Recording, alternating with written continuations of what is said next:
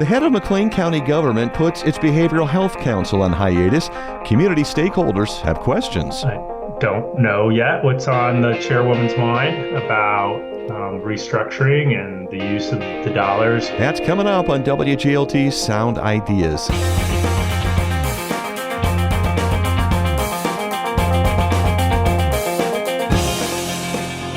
Good evening, I'm John Norton. Also on today's show, managers of Bloomington's Co-op grocery store make a public plea for cash as they wonder how long it can stay open. That's the million-dollar question. It is literally week by week right now.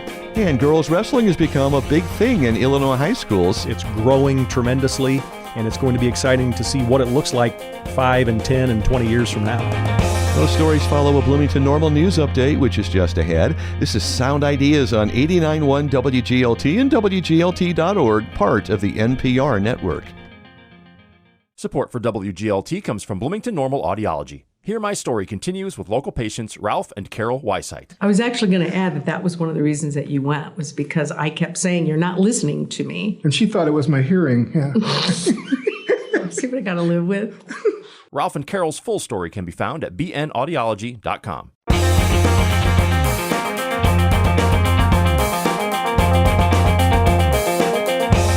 From the campus of Illinois State University in Normal, this is WGLT's news magazine, Sound Ideas. I'm John Norton.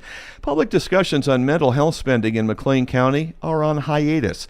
County Board Chair Catherine Metzger says the Behavioral Health Coordinating Council is not going to meet until officials determine a better structure for the group. The council has advised the board on spending for a shared sales tax deriving from Bloomington and Normal since 2016. All spending is meant to align with goals set out in the Mental Health Action Plan for the county, which was most recently updated in 2022. WGLT's Melissa Ellen has been following the issue and is in studio with us right now to tell us what she knows. First of all, Melissa, thanks for joining us in studio on Sound Ideas. Hi, John. Thanks for having me. Let's start talking about why meetings have been suspended. It's a great question. It's also one that I think a lot of members within the BHCC would like answered themselves. From what I've gathered, the majority of folks were informed of Chair Metzger's decision to suspend meetings Friday. The people we're talking about are largely from social services and health agencies in Bloomington Normal, though there are representatives each from Normal and Bloomington, both of whom I've chatted with since Friday's meeting. But at this meeting, Metzger made a brief and we now know prepared statement just before it ended, saying that current programs will continue getting financial support, but meetings will not happen until she and others determine better operating procedure for this advisory committee. She responded to clarifying questions that I asked her as of this afternoon, though they really didn't provide any more detail than I or the public already had. All right, let me ask you a two-part question then. First of all, what prompted this decision, and can Metzger make a unilateral decision like this?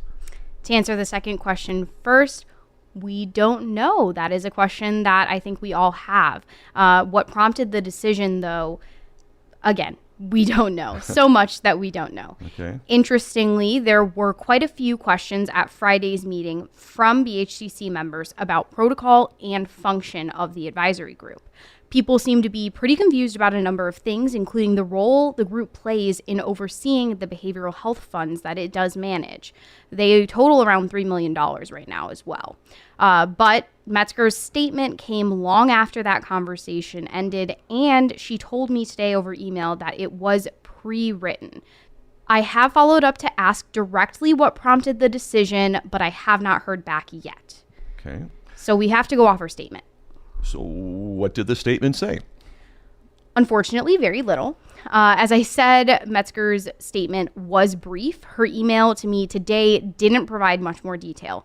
Mainly what we know, and this is nearly a direct quote from her statement, she doesn't believe the structure of BHCC is meeting its mission. She did define that mission, and if we can play a quick snippet from her statement. Sure. The Behavioral Health Coordinating Council was created in 2016 with a mission to improve the behavioral health of McLean County residents and create systemic change through innovative programming and strategies. Now, again, we do not know why Metzger thinks the BHCC isn't meeting this mission. I asked in my questions, but her response today did not help me gain clarity. She did point to 3 programs that BHCC created, and she says she wants to pause and, quote, ensure BHCC's integrity and commitment to improve the behavioral health of McLean County citizens, end quote, which really is just a reiteration of her previous statement. I myself will note that the BHCC meets quarterly right now, so the next meeting isn't even scheduled for June. I will note myself that the BHCC meets quarterly right now, so the next meeting isn't even scheduled for June. Metzger declined to indicate how long this process of restructuring might take, so it's unclear if that meeting will happen, when it will happen, and it may even go on as scheduled in June if these conversations end before then. But realistically, and since the last BHCC meeting was just held on Friday, there isn't necessarily a cause for alarm here yet. So it doesn't sound like a response to your questions were all that helpful. She didn't provide much more information than we already had. That's true.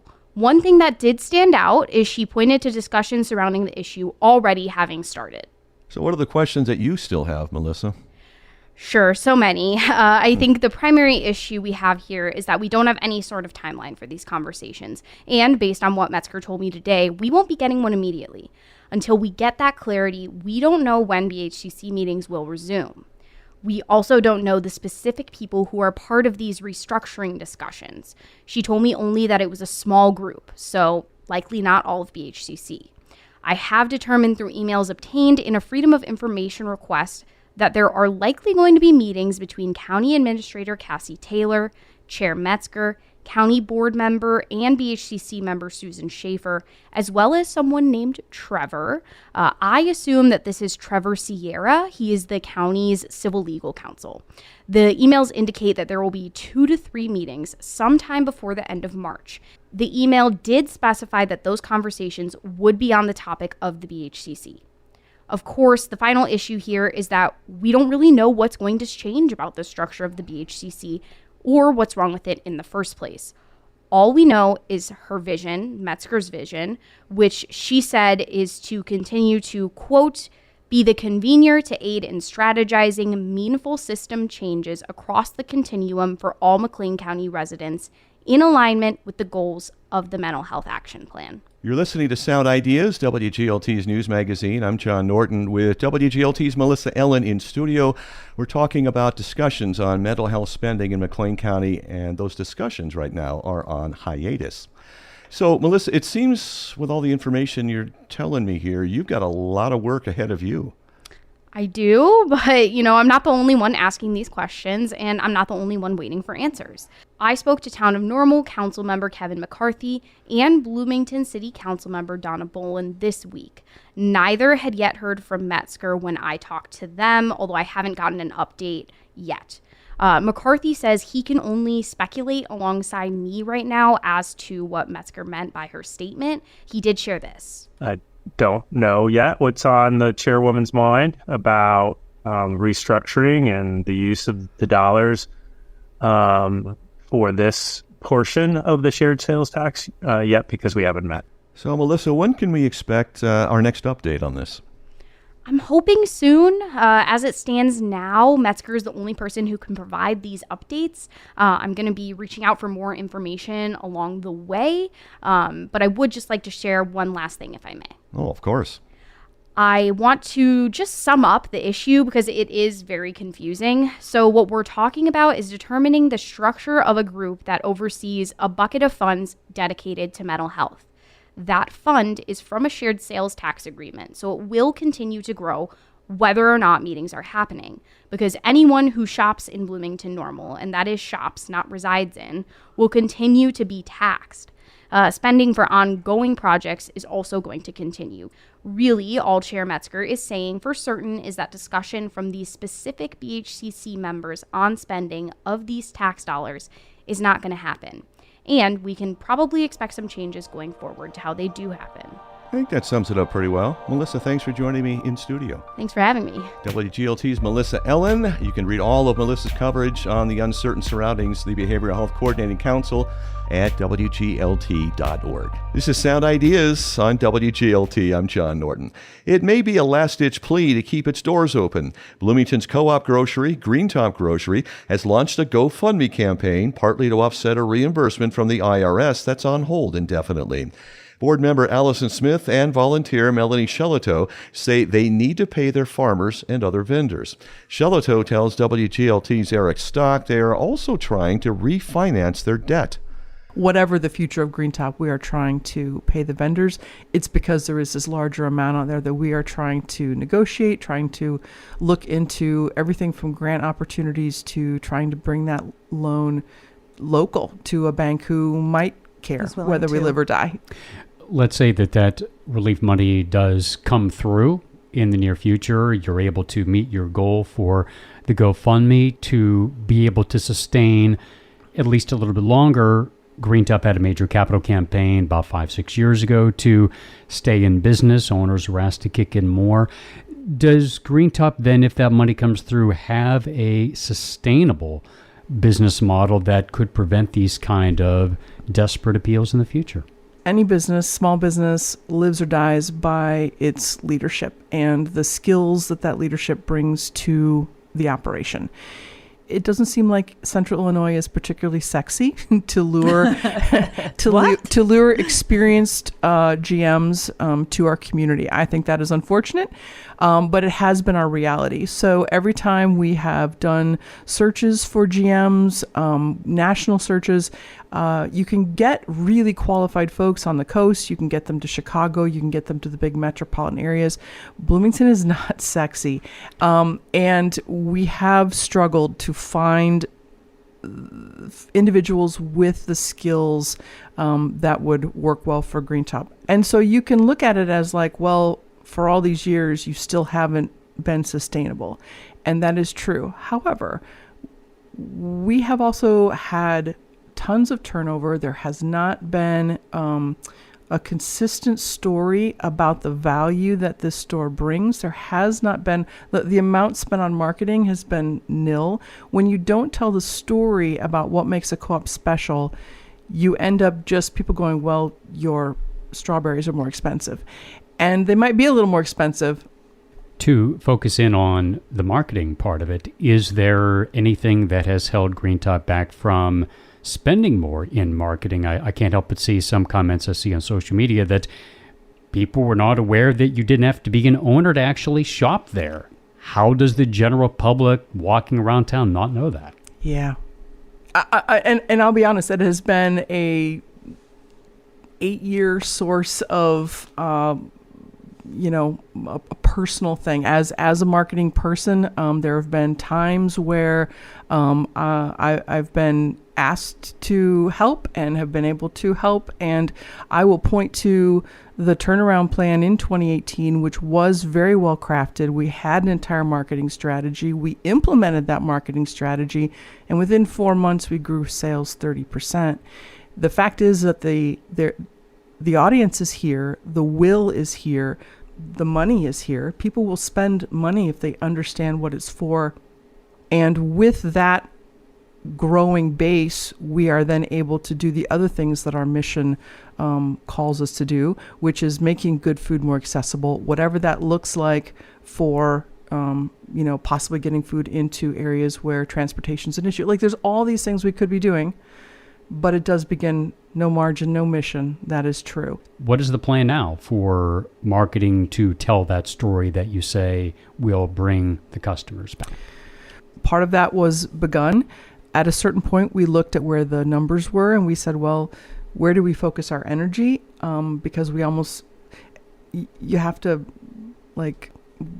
fight the closest fire. And the closest fire was, does it make sense to focus on a full pro forma marketing plan when we need to make sure the doors will be open to actually execute? There is a path forward. We have to deal with the financial part first. And if we can't get runway from our lenders, there's not a GM willing to step in necessarily and say, I'll take on this. It's kind of a catch-22. Yeah. We need the stability to get a good GM, and we need a good GM for lenders to be willing to work with us. I want to get back to the point, Melody, that you'd raised about the co-op culture and perhaps not being as strong as Green Top maybe had envisioned. I know when the idea of this cooperative grocery store was hatched over a decade ago, there was a tremendous amount of fanfare behind it. The campaign locally was celebrated. It had broad community support and fundraising prowess. You just wonder what had happened from there to when it opened, and those expectations of $12 million in sales never being fulfilled. There is a national entity that opens cooperatives you're part of in order to sort of create buying power, things like that. We were selected to be part of that program. It was a huge win. We were thrilled. The actuality of it was that they were not particularly dialed into our community, or any community. This was not exclusive to us. And there were a lot of things about our opening that, hindsight being 2020, there was not a lot of strategy behind the prices. There was not a lot of investigating the competitive landscape. And so, unfortunately, we opened with some fairly tone-deaf pricing. And that wasn't those of us from the community choosing that. That was us putting our faith in an organization that didn't really quite deliver as promised. Tone deaf isn't too high. Yeah. As we continue on Sound Ideas, as we're talking with Melody Shelto and Allison Smith from Green Top Grocery, one of the data points that came out in Green Top's plea to its owners recently was that the average basket size, how much people are spending on each trip to Green Top, is about $30. It feels like your average customer is treating Green Top as a convenience store, as opposed to something that they're using for their weekly food consumption, diet, etc. Is that a cost issue? Is that a variety issue? First, I want to clarify that the $30 basket size is actually not bad at all for a store our size. I just want to sort of level set on that. I think our goal has typically been like maybe 33 as an average. So, and a lot of times, and I see plenty of people who are checking out with full carts. I think where you see that offset is because we are on the trail, which was by design. You get people who run in for drinks, people who pop in for lunch, which is, maybe they're spending $11. And that's what's actually shifting that, is that people are using the store for a wide variety. So that basket size might be a little bit deceiving. Is there a timeline for next steps for Green Top, and can the grocery stores survive this? Literally week by week. That is the trick question. I mean, that's the $1 million question. It is literally week by week right now. That was Allison Smith and Melanie Shelito from Green Top Grocery speaking with WGLT's Eric Stock. Stories and conversations around Bloomington Normal and McLean County. This is WGLT's news magazine, Sound Ideas. As you heard recently on WGLT, girls flag football will become the newest official high school sport in Illinois starting next fall. For a sense of how popular it could be, look no further than girls wrestling. The Illinois High School Association added a state championship in that sport 2 years ago. In this interview with WGLT correspondent Randy Kindred, IHSA wrestling administrator Sam Knox says girls' participation is soaring. It's growing tremendously, and it's going to be exciting to see what it looks like 5 and 10 and 20 years from now. And I've always admired wrestlers because I know what a challenging sport it is, and the discipline that it takes to stay in shape and have the proper diet. But clearly, girls kind of have embraced that, haven't they? They sure have, and I've never wrestled a match in my life. And neither have you, I'm guessing. That's right. But I agree with you that in all the sports that we offer at the IHSA high school level, I would argue that wrestling is by far the most challenging for your body and also your mind, because it's that individual sport where you completely control everything you do on the mat.